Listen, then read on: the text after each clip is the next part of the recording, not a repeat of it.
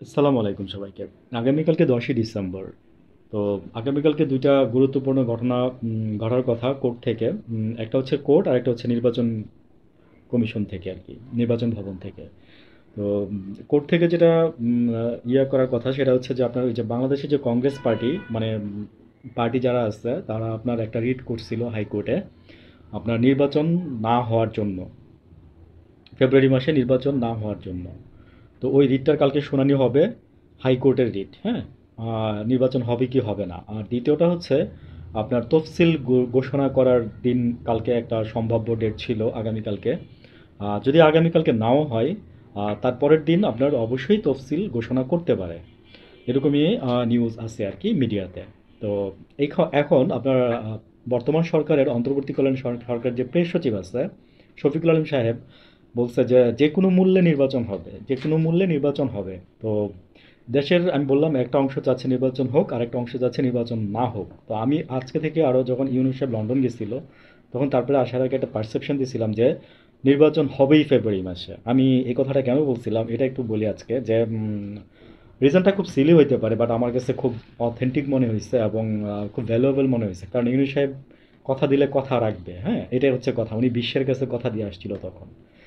তো এদিকে তো তারেক রহমানের অবস্থা আমরা তারেক জিয়ার অবস্থা আমরা জানি, ওনার মায়ের অবস্থা আমরা জানি। তো ভবিষ্যতে আদৌ ক্ষমতায় আসতে পারবে কিনা মানে সন্দেহ আছে। তো জামাত কে এই মানে বিএনপি যেভাবে এবার নিচ্ছে, তো বলতে পারেন যে আপনার ছোটবেলায় তো আপনারা বল খেলাই দেখছেন তাই না? আবুহানি মোহামেডানের কথাও জানেন।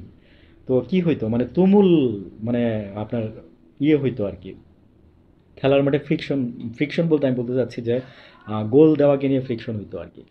তো এরকমই হচ্ছে কিন্তু, এবং হওয়ার পিছনে আরও রিজন হচ্ছে যে জামাত এবার অঙ্ক কষে কষে আপনার ধরেন আপনার খুলনার এক আসনে দিচ্ছে আপনার এই যে ওদের ১ বছরের আগের প্রার্থী ঠিক করা ওনাকে বাদ দিয়ে দিচ্ছে হচ্ছে আপনার নন্দী নন্দীকে, কি কি নন্দী নামটা আমার মনে নাই পুরো নামটা। আর হচ্ছে আপনার আমি ভিডিওতে বলছি এর আগে আমার একবার, আর হচ্ছে আপনার আম, ৩ আসনে দিতে পারে বগুড়াতে আপনার এই পিনাকি ভট্টাচার্যকে। আর জামাত এই পর্যন্ত আমি যেটা জানি যে ওরা সারা বাংলাদেশে আপনার ৫ জন হিন্দু ধর্মাবলম্বী লোককে ওরা মনোনয়ন দিবে, হ্যাঁ, এবং দলে নিয়োগ দিবে। তো এগুলো এখন মানে বলতে পারবেন যে বিশাল আকারের উত্তেজনা সৃষ্টি করতেছে দর্শকের মধ্যে। তো আমরা তো দর্শক। আর জেনজি কিন্তু এবার ভোটের প্রেক্ষাপট পুরাই পাল্টাই দিবে। জেনজি শুধু বলতেছে এনসিপিকে আমরা দেখি, আর না হলে আমরা জামাতকে ভোট দেব। জামাত যেভাবে আগাচ্ছে জাস্ট পালস বুঝে আগাচ্ছে, কিন্তু তারেক জিয়া এখানে টোটালি ব্যর্থ। ভালো থাকবেন।